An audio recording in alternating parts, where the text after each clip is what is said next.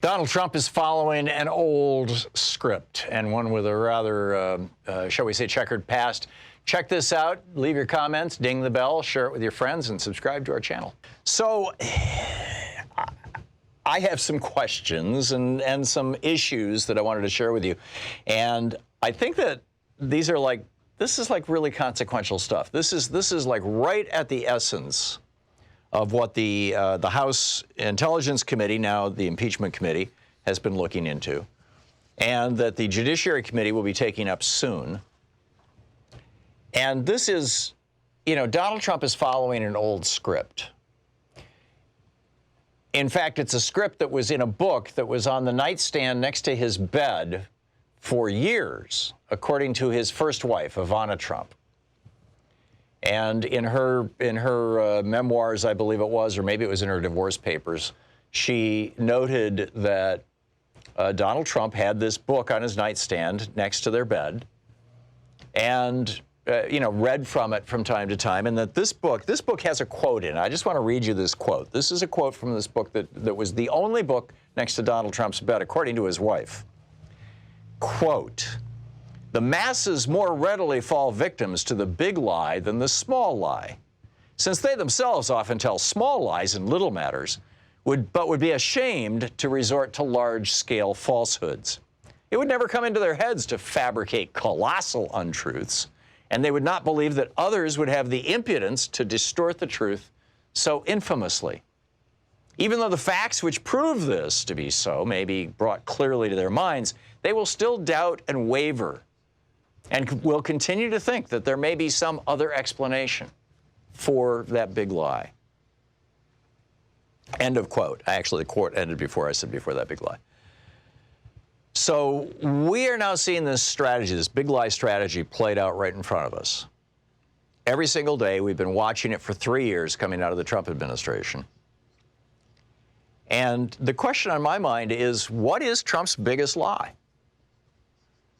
Over at Daily Kos, they were speculating that his biggest lie was, read the transcript.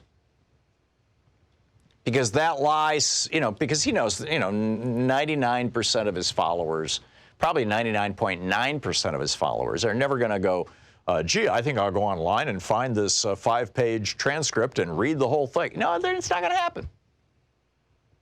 So when Trump says read the transcript at the same time that he's saying, you know, no quid pro quo, no bribery, no extortion, just like with the Mueller report. I mean, this is a complete recycling, right, of his last strategy. This guy has become so predictable.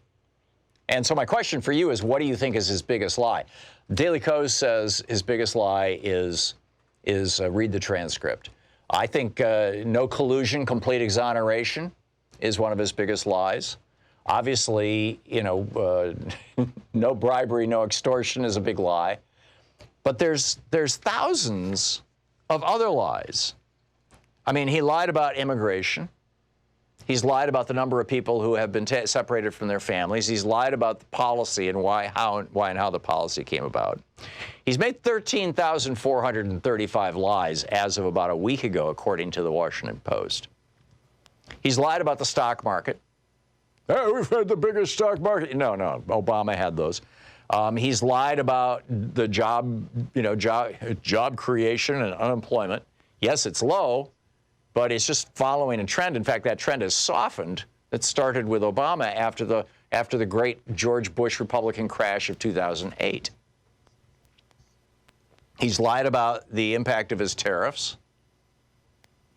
He's lied about the impact of the sanctions. He's lied about U.S. troop withdrawals from the Middle East. He's lied about Syria. He's lied about the size of his crowds from his inauguration on through. He's lied about the weather, for God's sake, complete with a Sharpie.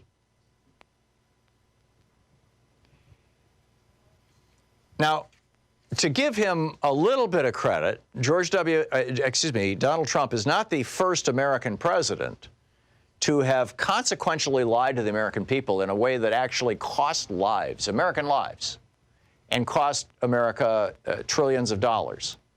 The most recent winner of that award goes to George W. Bush and Dick Cheney, a couple of war criminals who lied us into a war in Iraq, saying that Saddam Hussein had weapons of mass destruction, when in fact they knew that he didn't. And the head weapons inspector for the United Nations, Hans Blick, was saying, nope, there's nothing here.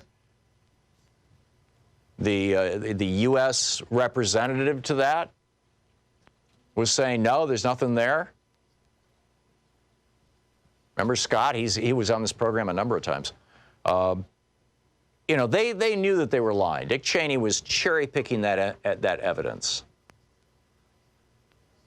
And here we are, right? Here we are. You know, $2-3 trillion in the hole, enough to give Medicare to everyone, right? Enough to cancel all student loan debt in the United States is $1.5 trillion.